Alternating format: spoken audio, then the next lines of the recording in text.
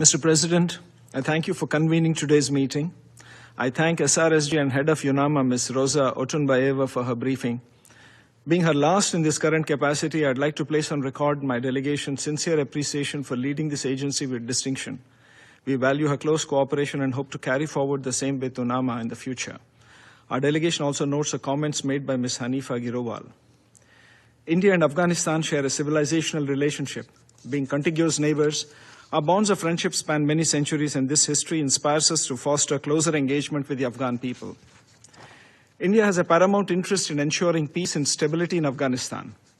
We believe in the utmost importance of international and regional consensus and cooperation on key issues concerning Afghanistan and actively engage with all relevant parties to promote peace, stability, and development in the country. Our participation in UN meetings in Doha and other regional forums reflects our efforts.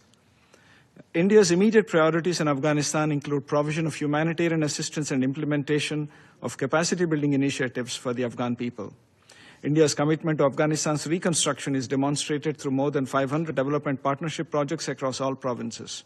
Our work with UN agencies in critical areas such as health, food security, education, and sports is also the manifestation of this goal. Mr. President, in the aftermath of the earthquake earlier this month, India was among the first countries to provide humanitarian assistance. We immediately delivered 1,000 family tents and 15 tons of food supplies to the affected provinces of Afghanistan. An additional 21 tons of relief materials, including essential medicines, hygiene kits, blankets, and generators, were dispatched. More relief supplies are underway and will be delivered in the coming days. This humanitarian assistance dovetails with India's support since August 2021, during which we have supplied around 50,000 tons of wheat, over 330 tons of medicines and vaccinations, 40,000 liters of pesticides and other essential social support items for millions of Afghans in dire need of humanitarian assistance. In partnership with the UN Office on Drugs and Crime, we have provided 84 metric tons of assistance and medicines, 32 metric tons of social support items for drug rehabilitation programs, particularly those focused on women.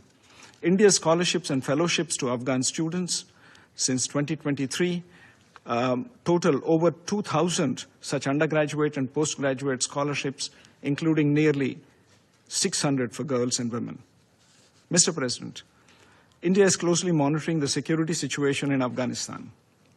The international community must coordinate efforts towards ensuring that entities and individuals designated by the UN Security Council, the ISIL and Al-Qaeda and their affiliates, including Lashkar-e-Tayyiba and Jaish-e-Mohammed, along with those who facilitate their operations, no longer exploit Afghan territory for terrorist activities.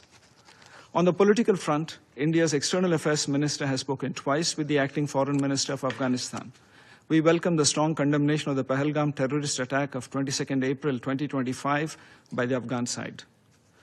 Mr. President, any coherent policy to address a post-conflict situation must combine incentivizing positive behavior and disincentivizing harmful actions. Focusing only on punitive measures is unlikely to meet desired results. The United Nations and the international community has adopted more nuanced approaches in other post-conflict contexts. Afghanistan needs a fresh approach, with hitherto unused policy instruments to support its people who are in such a dire need. A business-as-usual approach is only expected to maintain the status quo, which is not good for Afghanistan and unlikely to meet the expectations of the international community for the people of Afghanistan. After more than 4 years of living under a sanctioned regime, the Afghan people have not seen much scope for enhanced development assistance and cooperation. The most unfortunate earthquake has made the situation even more dire. This is the time for compassion, a time for lending a helping hand to millions of Afghans suffering under the yoke of poverty, disease, and hunger.